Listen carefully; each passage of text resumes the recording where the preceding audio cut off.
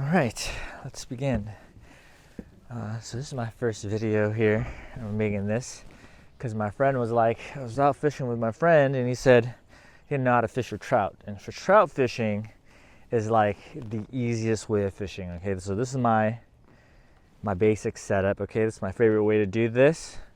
I think a lot of people know this. This is a Carolina rig. So again, this is the main line into a sliding weight into a barrel swivel plus leader line. I like to use generally anywhere between 12 to 18 inches. Could be a little longer, could be a little shorter, it doesn't really matter. Into a size 4 hook. I like a size 4 hook because it's just the right size. Some people use treble hooks. Some people use smaller hooks. Like sometimes I'll use a size 6. But you don't want anything too big because trout, the mouths aren't very, it isn't that big. I prefer a J hook because they're not like as prone to getting caught up on like stuff, because sometimes I don't cut my line. So like treble hooks are just kind of a pain. And also the way that I like to fish it, because usually if you want to use a treble hook, you want to use like power bait, but I like to use live worms. So we'll do that in a second. But to tie your line to your swivel can be any knot, and you just look up a knot. I like to use an improved clinch knot because it's super easy to tie. And yeah, I mean, I don't think it'll break. You just find one good knot, use that one good knot, and then when you have time, learn other knots, because there are specific knots for specific applications. But for all intents and purposes for this video, I just use an improved clinch knot. So again, main line, weight, swivel, leader line, hook. Okay, I like to snell my hooks. So what we do with the bait is this. My favorite way, this way that I think works best for me, that I've caught most fish on, is using a worm blower into a threading a worm and then making it float by blowing air into it. Okay, so what I'll do is do this. So give myself a little bit of line. All right. So, let's see, here it is, my bag of stuff here. All right, so we have a worm blower, okay? Oh, sorry, this is a threader.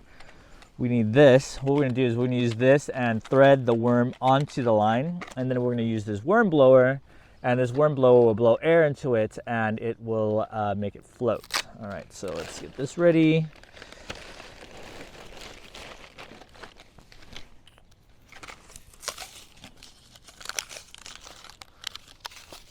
All right.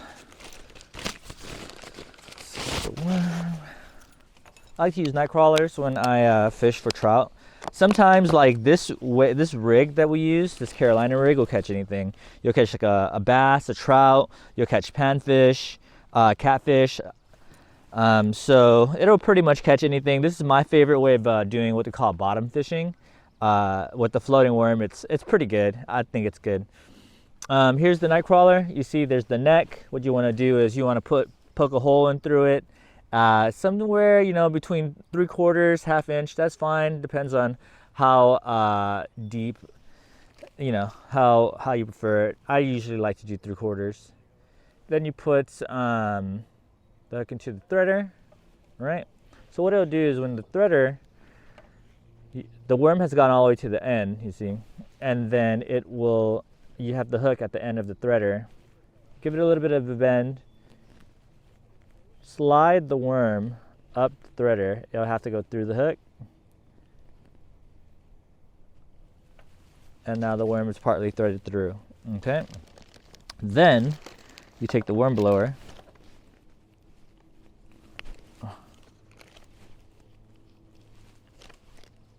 Then you take the worm blower. You put it at the top of the neck. You poke it through the worm, you give it a little bit of air. You'll notice that it'll blow up like a balloon. All right. And then what I like to usually do is, right, once it's blown up, is actually put it in the water to see if it floats. So let me see if it floats. All right, it floats. Cool. So what we'll do, right, is now we'll throw it out into the water.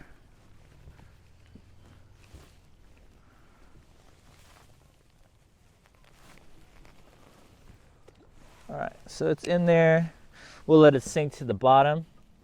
And what I like to use for an indicator is a floater with these snap swivels, right? So it's super easy.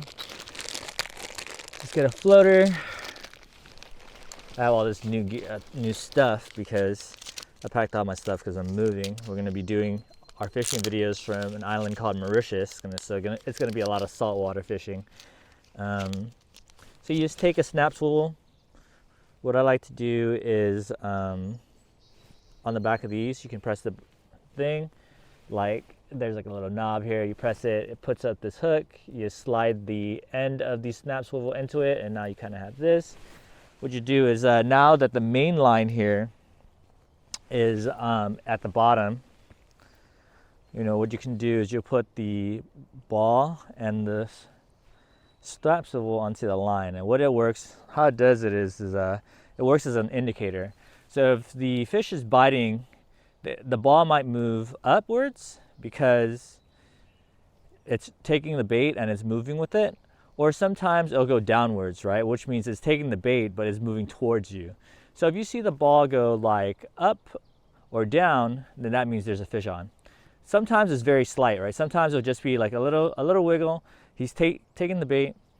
What you want to do is, like, if you see it wiggling like that, just pick up your rod, slowly reel up your line a little bit so it's tight, and wait for the next bite. Once you get the next bite, set the hook. All right, let's put this in and let's see how this does. All right, so I have a second line here because I have a 2-rod stamp. In California, to have 2 rods, you need a 2-rod stamp. It's like an extra 14 bucks. So an alternative to using that worm that I found is using these Gulp floating pinched night crawlers. I think these work really well. Last time I ran a test, it wasn't on a video, but it was a side-by-side test. This actually killed it. I stopped using the floating worms and I started using this. So we'll do another test. Different lake, different time, right? Should work. Yeah, these pinched night crawlers work great. And they float, so you don't have to mess with these worms. So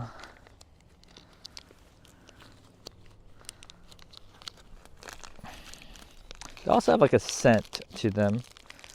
The goo is really gross. And you know, these bags leak, even though they say that they're not supposed to leak after you open them. So make sure you tighten them if you use these. But these are great because they have a scent. They float nice. You don't have to blow them. I mean, and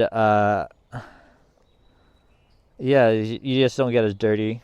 What you want to do when you bait these is that you want to get it nice and straight, right? Because when it's floating in the water, it's gonna flow upwards because most of the flotation's at the top, right? And then you want to keep it straight because when it's dangling up there, it's just going to be moving around with the current. So not the current, but you know, as the how the water flows. And so let's get this one in there.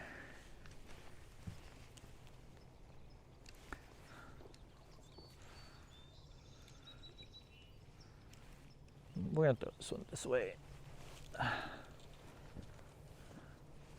All right, so we'll put this one here.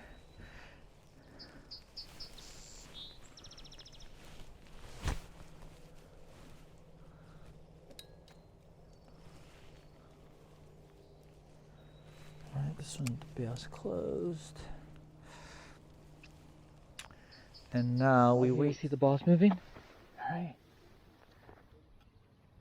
And you just wait for another bite. Set the hook. Yeah, boy, got one. There we go.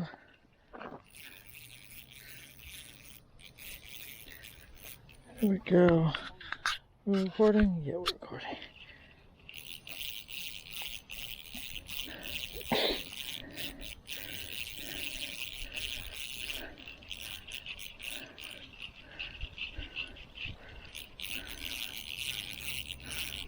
Have my drag set real loose because I got a 4-pound line on this.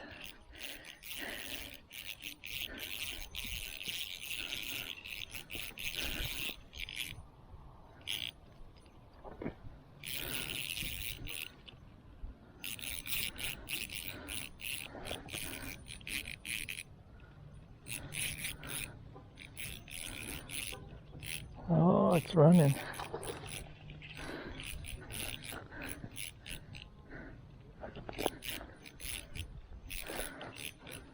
So I don't have a net here, so I'm gonna have to try to tire them out and then land them. So, sorry, I know the sun's probably in your eyes, 'cause they're in mine. I'm gonna tire them out here. Oh, that's a good one. Oh, that's a good one. All right, I'm gonna tire them out here.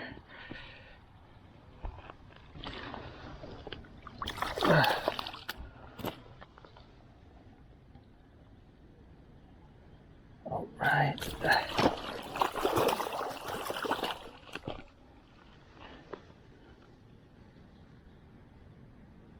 Yeah, those are all right. Here we go.